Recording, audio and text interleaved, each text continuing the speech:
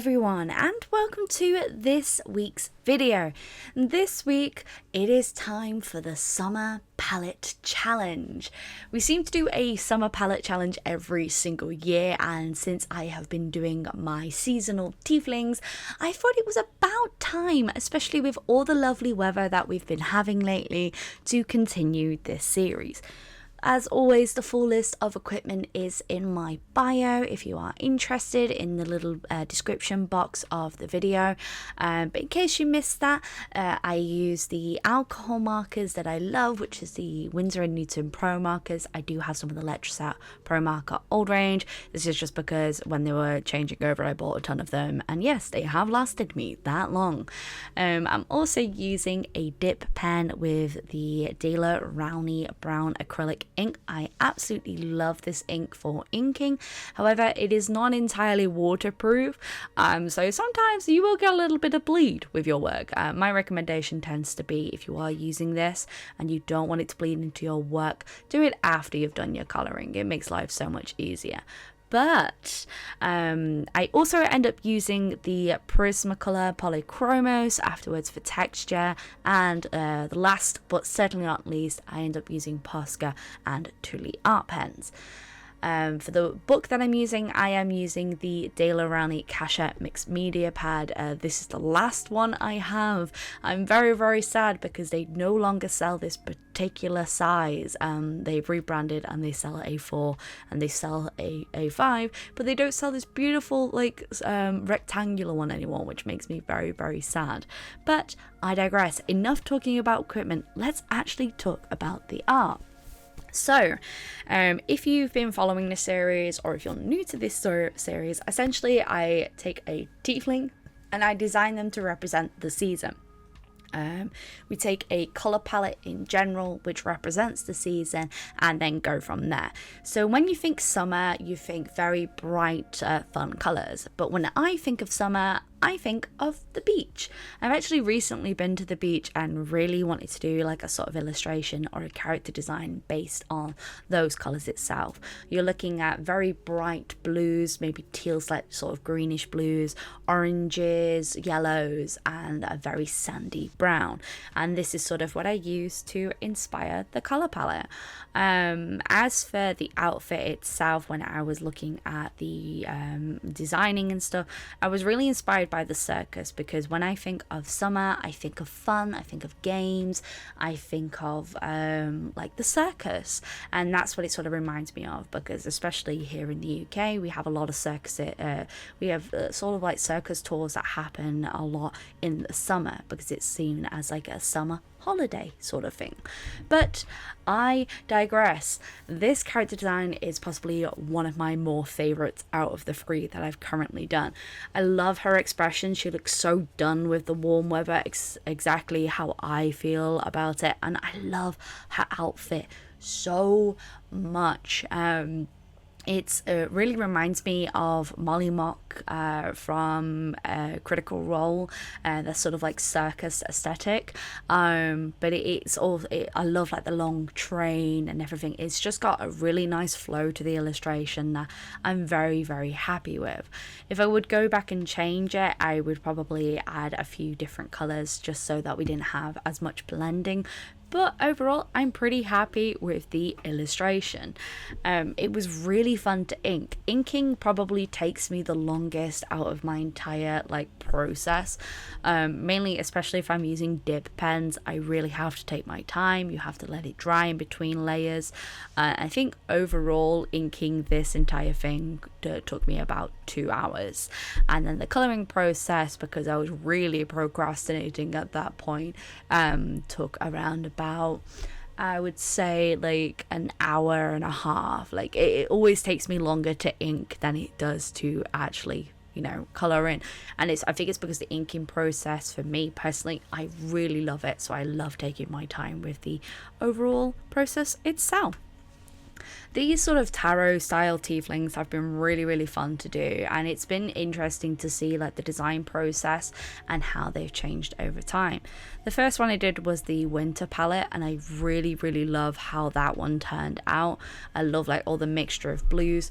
I sometimes really like it when we take a shade and we stick within that shade. But I also find it very like too monochromatic. I'm not a fan of like very monochromatic areas, but sometimes it works, you know. Especially really liked in particular with this one. I liked the originally I was going to make her a yellow skinned tiefling. Tieflings are a race in Dungeons and Dragons. They in the guidebook it actually says that they're like a shade of like browns to reds and pinks, and I was like, screw that, I want to make them as colourful as possible. And originally I was going to go for a yellow skin with a green outfit, but I decided to switch that and make her skin more of the teal colour to represent the sea, and the outfit represents more of like the beach area. And I'm glad that I did that, because the outfit seems to be much more colourful than if it was in those blues. I think if it was in the blues we would have had too much blue in the overall illustration, and when you think of summer you end up using a lot of yellows. It's interesting to me that we use sunflowers a lot, and when people think of a flower of summer, a lot of people think of sunflowers, but I always thought of sunflowers as a more of an autumnal sort of flower. I don't know, maybe that's just me. Even though they flower between like July and August, I've just always seen them more as an autumn flower. That's just my personal thing. But yeah, when it came to colouring, I wanted to use like the sandy brown as like sort of like accent areas. So I used the sandy brown on the hooves and the horns itself, just because I didn't want to have that colour be too dominant in the illustration itself.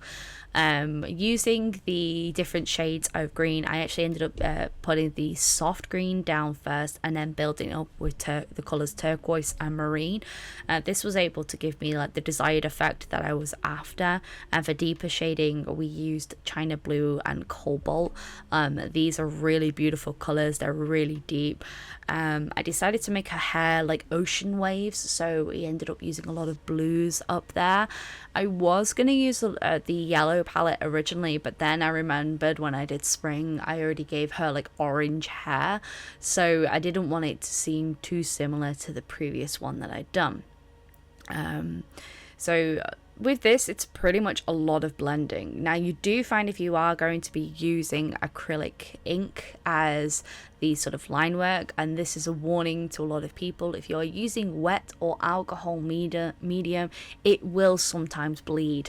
This is an issue that I have seen before, but I really love the coloured effect, and I actually don't mind that it bleeds at times. I think it actually adds to the texture of the illustration. But if you're after like a really smooth colouring, my recommendation is just to test your materials before you put it on a finalised piece.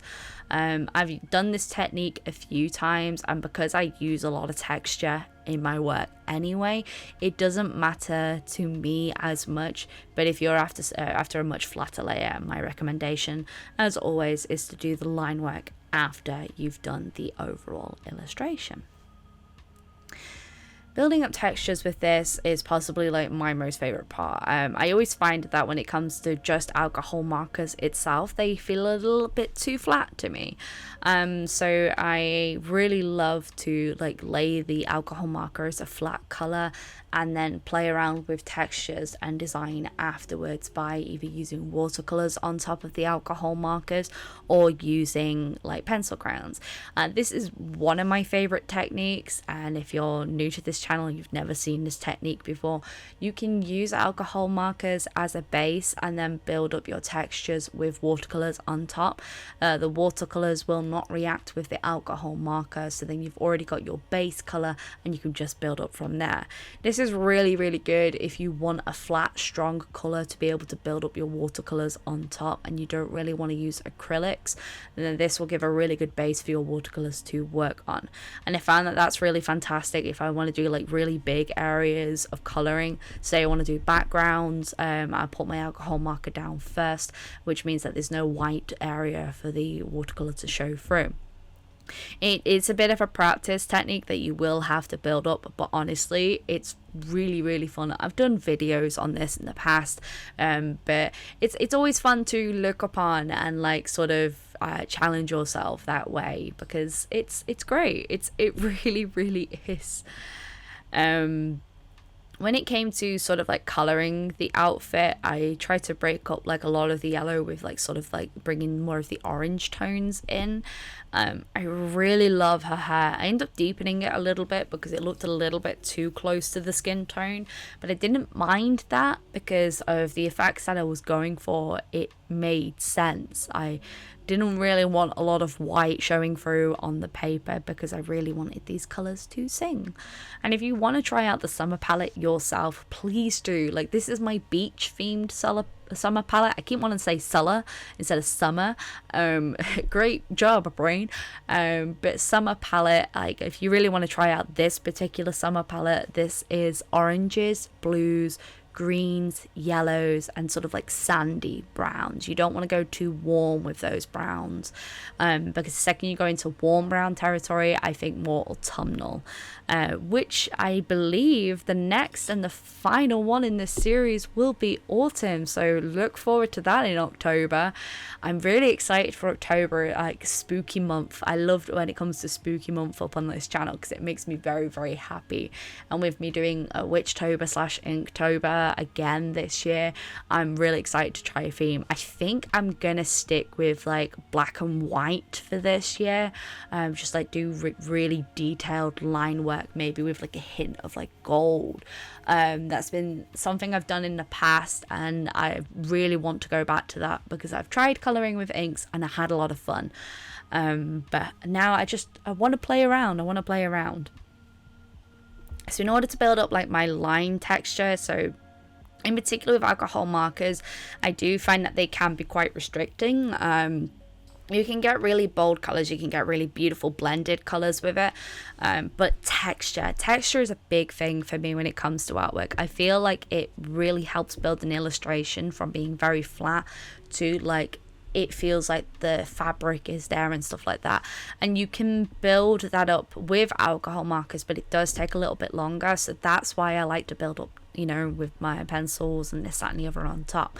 Now, I always get laughed at for saying pencil crayons. We call them pencil crayons here in the UK. I know some people say coloured pencils, but I've just always called them pencil crayons because they're colourful pencils. That's just what we've called them. So yes, when I say pencil crayons, I mean coloured pencils.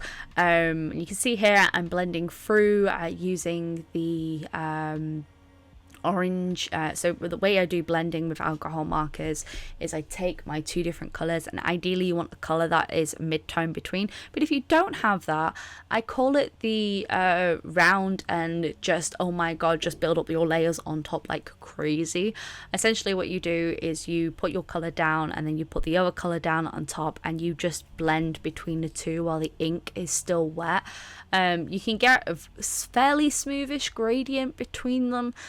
It just takes a bit of practice, but it's quite fun. I did worry at this point like maybe my colors looked a little bit too similar, so that's when I broke out the colored pencils to be able to build up that shadow that I really wanted, to sort of like make the illustration a little bit more 3D. When you're working with a limited palette, the issue that you can have is that the colors do sort of like bleed into each other when you have very similar tonal ranges, and it can be interesting to do that. And a lot of people do like that aesthetic, but I like to try and build up my shadows a little bit more and make it seem a little bit more interesting. But anyway, art challenges are really fun. I've done quite a few up on this channel over the years. I've done primary colour challenges, tertiary, secondary, monochrome, sepia, pastel. We've done all sorts of colour challenges. We've done marker challenges. We've done ink only challenges. So there's a lot of challenges I've done up on this channel, and I find them really fun to do, which is why I personally really do enjoy art challenge months. Even though I know they're not for everyone, I personally just really really do enjoy them. It got me thinking, and I would love to hear from you guys. I'd love to know what you would see, what you would like to see me do next. Like, what art challenges would you like to see? Would you like to see me revisit old challenges? Maybe give some old challenges some new blood? Let me know in the comments section down below. You'll also have to let me know which is your favourite tiefling so far. We've done winter, spring and summer. I'll be really excited to see what you guys think, and let me know how many of you are excited for autumn. I love hearing what you all think and what your favourite challenges are, because it's really nice to hear what everyone loves. It gets me really excited. Because I love being such a big part of this community. I love being a part of the art community in general. There's so many amazing solid ideas that just gets me so excited, and I'm really on a tiefling kick this year. It's been a bit of a tiefling kick this year, I'll be honest. I think it's just because I've been playing a lot of Dungeons and Dragons lately, and I love creating characters. Character design is just one of my favorite things to do. It's so much fun. So after we've built all that beautiful texture with our pencils, it's time to go over and do the acrylic markers. I do get asked if the Tooli-art are good. I personally really do like them. They're very different to the Poscas, where they have a plastic tip instead of a fiber tip. But I find the colours are really bright, and I've used them quite a bit, and they're perfect for adding accents onto my illustrations. If I don't want to crack out a tube of gouache and like put highlights on top, they're fantastic for just like making pop a part of an illustration, say that you accidentally overcolored on, or you've made like a slight error. It's perfect for that. I used it to redo the summer sign at the bottom. I couldn't quite decide on what I wanted to do.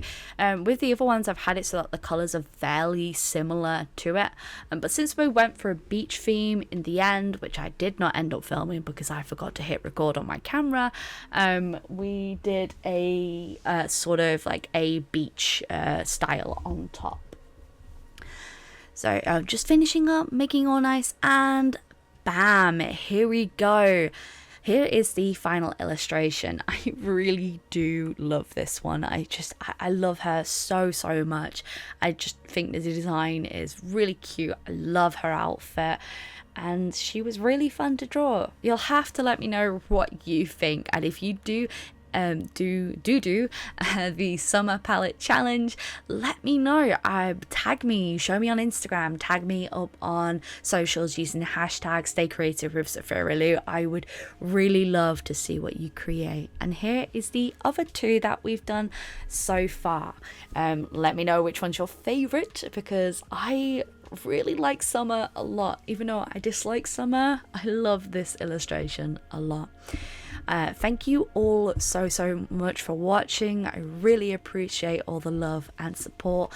Make sure to comment down below and subscribe if you're new to the channel. But as always, folks, stay creative.